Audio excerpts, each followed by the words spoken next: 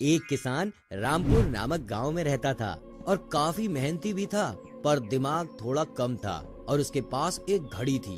वो ज्यादा कीमती तो नहीं थी, पर ये उसे काफी प्रिय थी और उसके दिल के भी काफी करीब थी। वो किसान गांव से गुजर रहा था। क्या किसान भैया, कहाँ चले जा रहे हो? कहीं नहीं, बस घूमने जा रहा हूँ। तो पैदल क्यों जा रहे हो? वो साइकिल में घर में भूल आया हूँ। अरे तो वापस जाकर ले आए, वक्त उतना ही लगेगा। नहीं नहीं, छोड़ो। और वो किसान बिना दिमाग इस्तेमाल किए हुए साइकिल के बिना पैदल ही निकल पड़ा। और कुछ दूर में उसे फिर से एक सज्जन व्यक्ति मिलते हैं और वो किसान की घड़ी को देखकर बोलते हैं, अरे किसान भाई, कहाँ चल दिए? आपकी घड़ी तो बहुत ही सुंदर लग रही है। सच में? अरे हाँ हाँ, सच में बहुत ही खूबसूरत घड़ी है। धन्यवाद। ये घड़ी कहाँ से मिली आपको? ये घड़ी मुझे मेरे शादी के वक्त मेरे ससुराल वालों ने दिया था, तब से मैं इसे संभाल कर रखा हूँ। अरे बहुत बढ़िया भाई। अच्छा ठीक है, मैं चलता हूँ, थोड़ी जल्दी में हूँ। ठीक है, बिल्कुल, आप निकलिए। और वो किसान वहाँ से निकलने लगता है और अपनी घड़ी को देखकर मन ही मन खुश होता हुआ बोलता है, वाह मेरी प्यारी घड़ी, कितनी प्यारी घड़ी है। लोग कितनी तारीफ करते हैं, ये मेरी सबसे प्रिय वस्तु है। और वो इतना बोलकर वो किसान आगे बढ़ जाता है और गांव के बाहर चला जाता है। वो कुछ घंटों बाद अपने घर आता है और सोने के लिए चला जाता है। सोते वक्त वो अपनी घड़ी खोलकर अपने कमरे पर रखकर सोने चला जाता है। मैं अपनी घड़ी को यहाँ रख देता हूँ और कल इसे फिर से पहन लूंगा। और वो सोने चला जाता है। जब वो अगले दिन सोकर उठता है तो वो अपनी घड़ी की तरफ देखता है और उसकी घड़ी टेबल पर नहीं थी। वो अपनी घड़ी को वहां ना देखकर चिल्लाने लगता है, कहाँ गई घड़ी? मेरी प्यारी घड़ी, यहीं तो रखा था।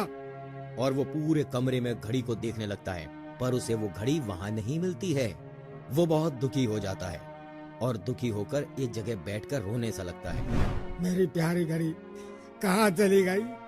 अब मैं अपनी पत्नी को क्या बोलूंगा? मेरी प्यारी घड़ी। और वो वहां उदास बैठा रोने लगता है और रोने के बाद वो फिर खड़ा होता है और हिम्मत से अपने आप को बोलता है, मुझे रोने से कुछ नहीं होगा, मुझे घड़ी ढूंढनी ही होगी। मैं घड़ी ढूंढ कर ही रहूंगा। और वो घड़ी को फिर से ढूंढने लगता है और फिर से पूरा कमरा छान मारता है, पर इस बार भी उसे घड़ी नहीं मिलती है। और वो रोता हुआ फिर से अपने कमरे के बाहर बैठकर रोने लगता है। मेरी प्यारी घड़ी लगता है अब नहीं मिलेगी। अब मैं कुछ कर भी नहीं सकता। वो रो ही रहा था कि वहाँ खेलते हुए कुछ बच्चे उसे देख लेते हैं और उससे पूछते हैं, क्या हुआ काका, क्यों रो रहे हो? कुछ नहीं बच्चों, बस ऐसे ही रो रहा हूँ। बच्चों के बीच से रामू बोलता है, अरे काका, कुछ तो हुआ है, वरना कोई ऐसे ही थोड़ी ना रोता है।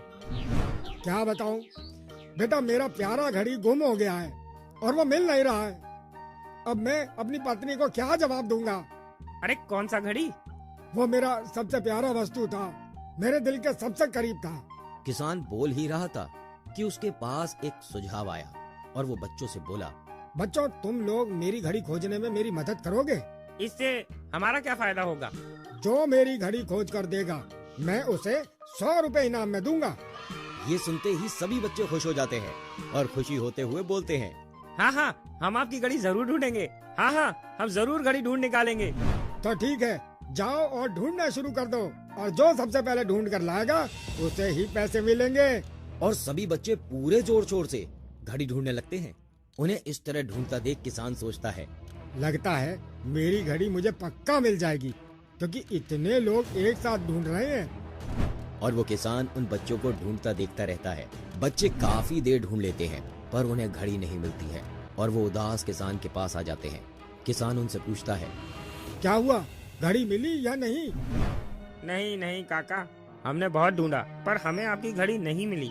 किसान फिर से उदास हो जाता है। तभी रामू बोलता है, काका मुझे एक और मौका दिया जाए, मैं फिर से ढूंढूंगा। ठीक है, ढूंढो। पर काका मगर शर्त है, मैं इस बार अकेला ढूंढूंगा।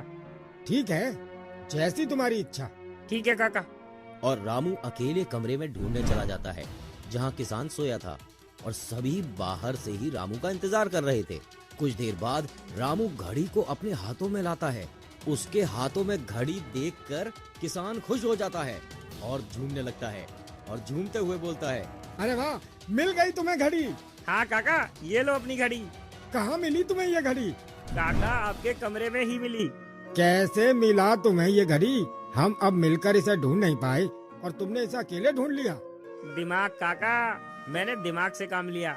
मैं वहाँ शांत चुपचाप बैठ गया और चुपचाप घड़ी के कांटों को सुनने लगा। कुछ ही देर में मुझे घड़ी की आवाज सुनाई देने लगी और जहाँ आवाज आई वहाँ चला गया और मिल गया घड़ी। वाह बेटा, अब लाओ 100 रुपए।